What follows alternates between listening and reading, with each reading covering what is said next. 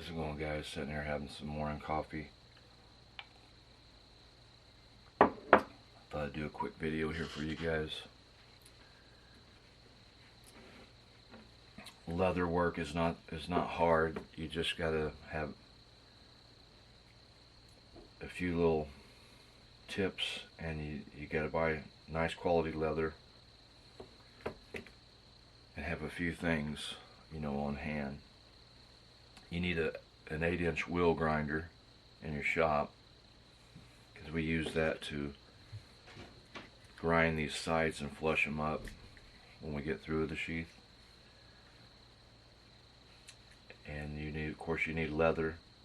You gotta have stitching material, sinew, needles, snaps. In this case we used a D-ring. I'm making a little dagger sheath here for my daughter. She loved this little, it's a dagger that I built.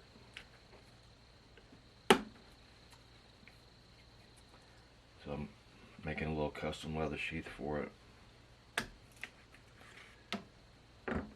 But I'm sewing it up right now. I'm in the process.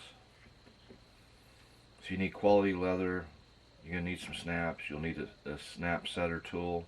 You'll need a little recessed anvil. It's round. A table anvil really comes in handy. I've got this weight. This is off of the USS Whipple FF 1062. I got this from Mr. Kill. He gave it to me. Very heavy. This is one of the ships that he went and repaired in his career. He was on the USS Krishna and the USS Wainwright. There was another one that he was on, but I don't recall that one right off. He took me under his wing, and I showed an interest in this stuff. He taught me how to do leather sheaths, and he just kind of took me under his wing. I was really like a son to him, and he actually sold me this stuff, this brass plaques. I got some others. I've got his whole shadow box of his whole career. He literally sold it to me for pennies on the dollar. I got it for like dirt cheap, and because he wanted me to have it, but I don't think he felt right just giving it to me, because he had a real son, but from what I understand, him and his real son didn't get along. I don't know what happened there. He met a woman in the Philippines. They had a child. This is back in the late 60s, early 70s. This guy has been to Guantanamo Bay, Cuba. He was all over there.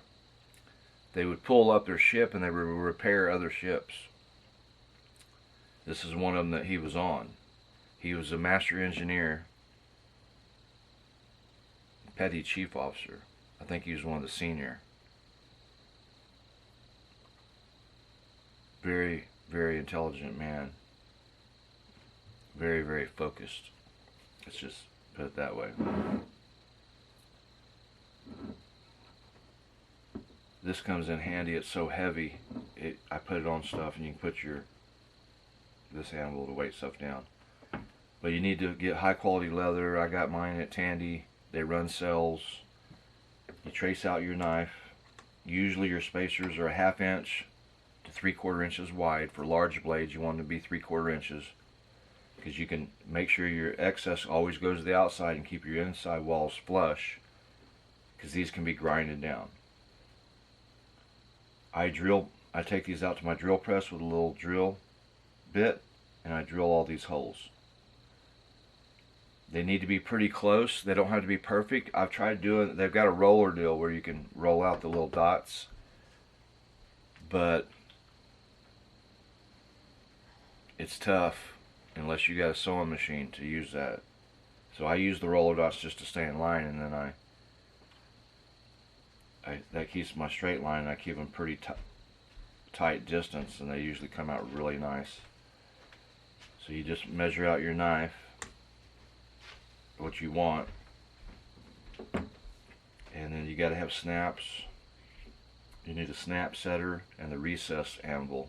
I've got another video, you go back a couple, I'm showing you how to do that. And you got to have this barge glue. This is a must.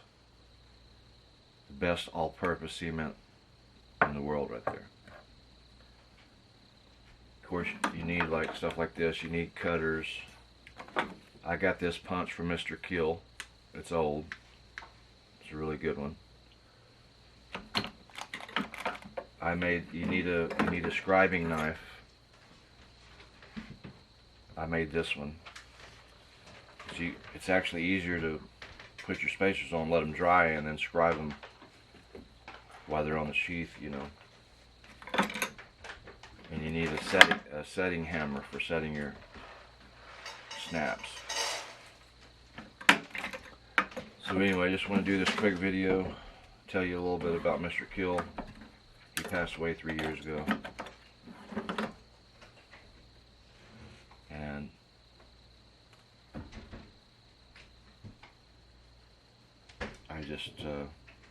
I really miss the guy. I miss going over there and hanging out with him. And just my point I want to tell you guys is, if there's somebody that you care about in your life, don't put off going over and hanging out with them, because they could be gone tomorrow. Tomorrow's not promised, and every day is a gift. Every hour, and you only get so many of them. I'll see you guys in the next one.